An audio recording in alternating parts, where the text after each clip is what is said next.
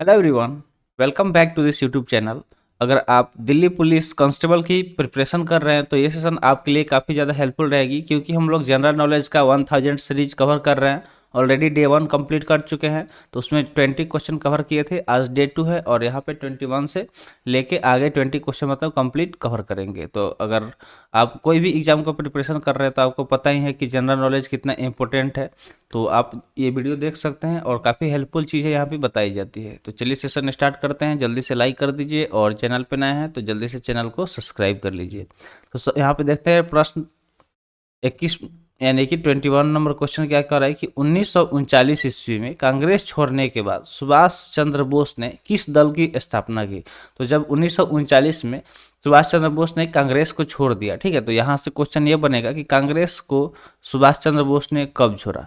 तो आप यहाँ से याद रखेंगे कि 1939 ईस्वी में सुभाष चंद्र बोस ने कांग्रेस को छोड़ा और उसके बाद उन्होंने किस दल की स्थापना की, तो उस दल का नाम था फॉरवर्ड ब्लॉक। ठीक है, फॉरवर्ड ब्लॉक इसका करेक्ट आंसर हो जाएगा कि कांग्रेस छोड़ने के बाद सुभाष चंद्र बोस फॉरवर्ड ब्लॉक का स्थापना किए थे। क्वेश्चन नंबर 22 कह रहा है कि पंजाब केसरी के नाम से किसे जाना जाता है। ठीक है, पंजाब केसरी किसे कहा जाता है, तो ये भी याद रखना है कि किसका उपनाम पंजाब केसरी है, या फिर पंजाब केसरी के नाम से किसे जाना जाता है, या पंजाब केसरी किसे कहा जाता है।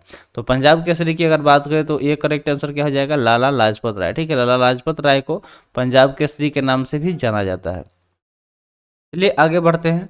22 नंबर क्वेश्चन कवर कर लिए हैं, अब आगे बढ़ते हैं 23 की तरफ। 23 का रहा है कि सैंडर्स की हत्या किसने की। ठीक है, तो सैंडर्स का यहाँ पे बात हो रहा है, तो सैंडर्स की हत्या किसके द्वारा किया गया, तो भगत सिंह द्वारा। ठीक है, भगत सिंह द्वारा सैंडर्स की हत्या की गई। तो करेक्ट आंसर क्या हो जाएगा, भगत सिंह। भगत सिंह ने क्या किया था, सैंडर्स की हत्या की थी। ठीक है, अगला क्वेश्चन है 24 नंबर। 1857 ईस्वी के विद्रोह में किसने अपना बलिदान सबसे पहले दिया। ठीक है, तो जो 1857 ईस्वी में सिपोई म्यूटनी हुआ था, ठीक है, सिपोई म्यूटनी, जिसको मतलब फर्स्ट वार ऑफ इंडिपेंडेंस भी बोला जाता है। अगर आप मंगल पांडे मूवी देखे होंगे तो उसमें ये चीज़ बताया गया है। ठीक है, 1857 में तो सबसे पहला अगर बलिदान की बात करें तो मंगल पांडे। ठीक है, मंगल पांडे ने अपना सबसे पहला बलिदान दिया। तो करेक्ट आंसर क्या हो जाएगा, मंगल पांडे। 1857 में जो ये विद्रोह हुआ था जिसका नाम था सिपोई म्यूटिनी, वो किस चीज़ को लेके हुआ था कि देखिए, जो भी इंडियन थे हिंदू धर्म के, तो उन्हें क्या किया, वो उन लोग रिक्रूट किए थे। ठीक है, यानी कि सेना में भर्ती किए हुए थे, और जो उसमें कारतूस यूज होता था गन में, तो उस वो क्या होता था, चर्बी का हुआ करता था। ठीक है, पिग और काऊ के चर्बी का हुआ करता था, और वो लोग उस कारतूस को पहले दांत से खोल के फिर उसको डाल के फायर करना होता था। तो इस चीज़ का इन लोगों ने विद्रोह किया, और उसी के से लेकर विद्रोह काफ़ी आगे तक बढ़ गया। अब आगे बढ़ते हैं क्वेश्चन नंबर 25 की तरफ। कह रहा है कि भारत की पहली महिला राज्यपाल कौन थी। तो यहाँ पे क्वेश्चन कह रहा है कि पहली महिला राज्यपाल भारत की कौन थी, तो वो हो जाएंगी सरोजनी नायडू। कौन हो जाएगी, सरोजनी नायडू। करेक्ट आंसर क्या हो जाएगा, सरोजनी नायडू हो जाएगा। ठीक है, सरोजनी नायडू भारत की पहली महिला राज्यपाल बनी थी। आगे क्वेश्चन है, माउंट एवरेस्ट का नाम आपने सुना होगा, तो माउंट एवरेस्ट के बताइए कि कितना ऊंचाई है, इसका कितना ऊंचाई है। कमेंट सेक्शन में जल्दी से कमेंट करिए कि इसका ऊंचाई कितना है। ठीक है, तो यहाँ पे पूछा जा रहा है कि माउंट एवरेस्ट पर 2 बार चढ़ने वाली महिला कौन थी। तो यहाँ पे करेक्ट आंसर क्या हो जाएगा कि संतोष यादव। ठीक है, संतोष यादव माउंट एवरेस्ट पर चढ़ने वाली 2 बार चढ़ने वाली पहली महिला थी। ठीक है, जो माउंट एवरेस्ट पर 2 बार चढ़ाई की। तो करेक्ट आंसर क्या हो जाएगा, संतोष यादव हो जाएगा। आगे दिया गया ब्रह्म समाज की स्थापना किसके द्वारा की गई। ठीक है, तो ब्रह्म समाज की अगर बात करें तो ब्रह्म समाज का स्थापना राजा राममोहन राय के द्वारा किया गया। ठीक है, राजा राममोहन राय के द्वारा ब्रह्म समाज का स्थापना किया गया। तो करेक्ट आंसर क्या हो जाएगा, राजा राममोहन राय, जिन्होंने क्या किया, ब्रह्म समाज की स्थापना की। तो यहाँ पे हो गया, राजा राममोहन राय ने क्या किया था, ब्रह्म समाज की स्थापना किए थे। अगला क्वेश्चन दिया गया 27 नंबर कि स्वामी दयानंद सरस्वती का मूल नाम क्या था। तो अगर स्वामी दयानंद सरस्वती की बात करें तो बताइएगा कि ये कौन सा समाज का स्थापना किए थे। कमेंट सेक्शन में बताइए तो इनके द्वारा कौन सा स्थापना किया गया था, कौन से समाज का। तो अगर इनके मूल नाम की बात करें तो इनका मूल नाम था मूल शंकर। ठीक है, इनका मूल नाम क्या था, मूल शंकर था। अगला दिया गया कि वेदों की ओर लौटो का नारा किसने दिया। ठीक है, वेदों की ओर लौटो का नारा किसने दिया? तो अगला क्वेश्चन दिया गया है 29 नंबर कि वेदों की ओर लौटो, क्या क्या गया है? वेदों की ओर लौटो। तो एक नारा है, किसके द्वारा दिया गया? तो ये नारा दिया गया दयानंद सरस्वती के द्वारा, ठीक है, दयानंद सरस्वती के द्वारा एक नारा दिया गया कि वेदों की ओर लौटो। 30 नंबर क्वेश्चन है कि रामकृष्ण मिशन की स्थापना किसने की? तो एक मिशन का बात हो रहा है जिसका नाम क्या है? रामकृष्ण मिशन। तो पूछा जा रहा है कि इसकी स्थापना किसके द्वारा किया गया? तो करेक्ट आंसर क्या हो जाएगा? स्वामी विवेकानंद, ठीक है, स्वामी विवेकानंद ने क्या किया? रामकृष्ण मिशन की स्थापना की, ठीक है। तो स्वामी विवेकानंद ने रामकृष्ण मिशन की स्थापना की। आगे दिया गया है वास्को डी गामा भारत कब आया? ठीक है, तो वास्को डी गामा से सवाल आता है कि उन्होंने भारत का खोज कब किया? तो वास्को डी गामा की बात करें तो वो 1498 ईस्वी में भारत का खोज किया, ठीक है, यानी कि भारत आए, ठीक है। तो 1498 ईस्वी हो जाएगा। आपको याद रखना है कि वास्को डी गामा, उस टाइम बताइएगा कि किसका शासन काल चल रहा था, कमेंट सेक्शन में बताइएगा कि उस टाइम किसका शासन काल चल रहा था। वास्को डी गामा जब भारत आया था 1498 ईस्वी में, तो उस टाइम किसका शासन काल चल रहा था, कमेंट सेक्शन में बताइएगा, ठीक है। अगला क्वेश्चन दिया गया है कि वास्को डी गामा कहाँ का रहने वाला था?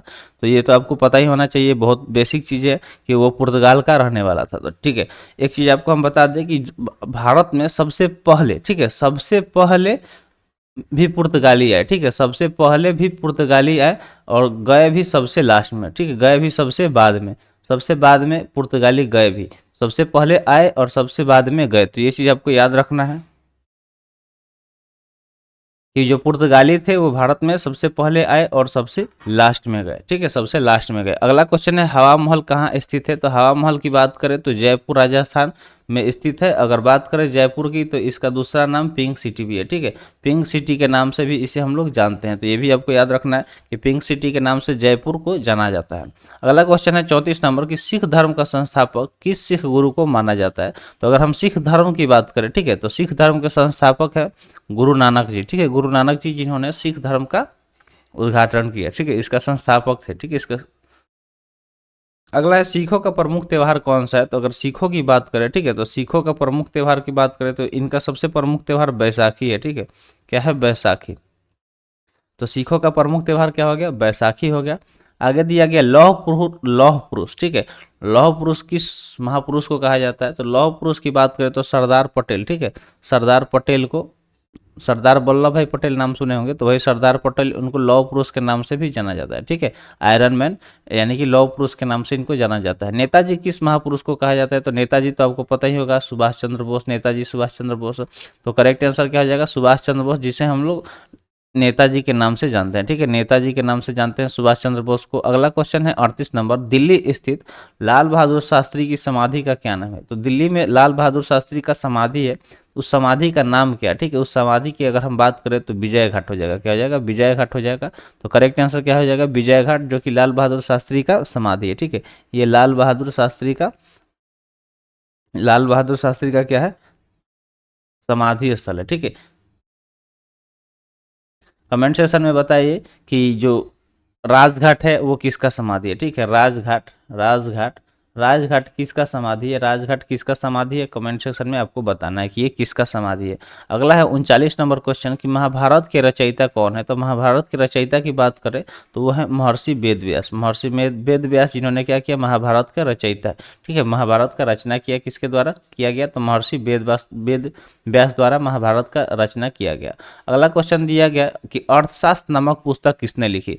तो जो अर्थशास्त्र की हम लोग बात करते हैं, पढ़ते भी हैं, तो ये जो पुस्तक है किसके द्वारा लिखा गया? तो वो थे चाणक्य, ठीक है, जिनको हम लोग कौटिल्य के नाम से भी जानते हैं, ठीक है। तो चाणक्य द्वारा अर्थशास्त्र बुक को लिखा गया। तो करेक्ट आंसर क्या हो जाएगा? कौटिल्य या चाणक्य, जिन्होंने क्या किया? अर्थशास्त्र को लिखा। तो आई होप आपको सेशन अच्छा लगा होगा। तो आज के लिए इतना ही। सेशन कैसा लगा कमेंट सेशन में जरूर बताइएगा, ठीक है। मिलते हैं फिर अगले वीडियो में। Thanks for watching. जय हिंद।